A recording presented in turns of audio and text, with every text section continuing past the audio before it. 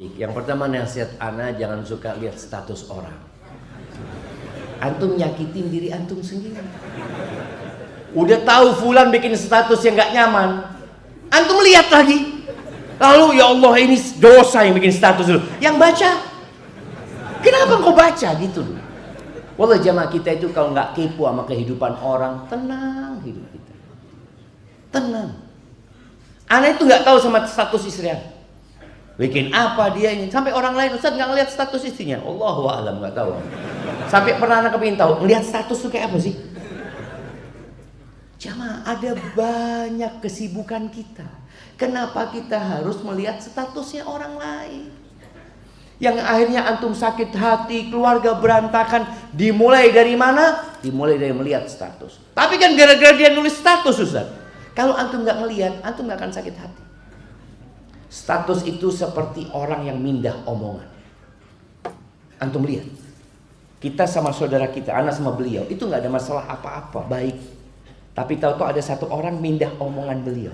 Ustaz, dia ngomongin antum kayak gini, kayak gini. Sakit hati kan anak? Status itu kan tadi dipindah omongan orang itu sehingga kita melihat dan membaca. Maka hendaklah kita menghindari melihat status orang.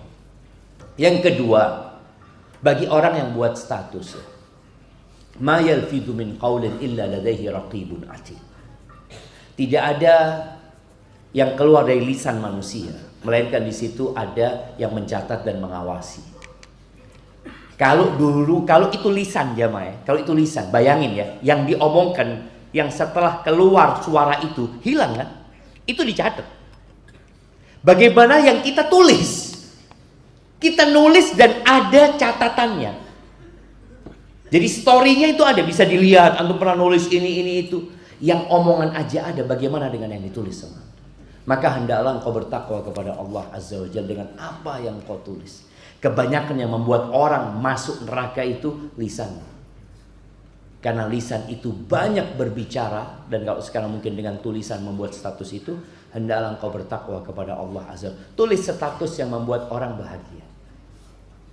Orang ketika melihat, dia berbahagia. Bukankah di antara amalan yang paling dicintai Allah Azza wa Jalla, sururun tudkhiluhu ila muslim, kegembiraan yang engkau transfer ke hati seorang muslim. Ini amalan yang dicintai Allah. Kenapa engkau bikin orang lain susah? Dan menghadapi orang seperti ini, jangan dilihat statusnya.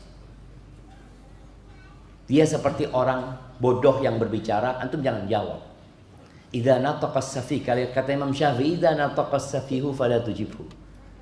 Fa khairun min ijabatihi as-sukut. Fa in kallamtahu farajta anhu wa in khallaitahu kamadan yamut.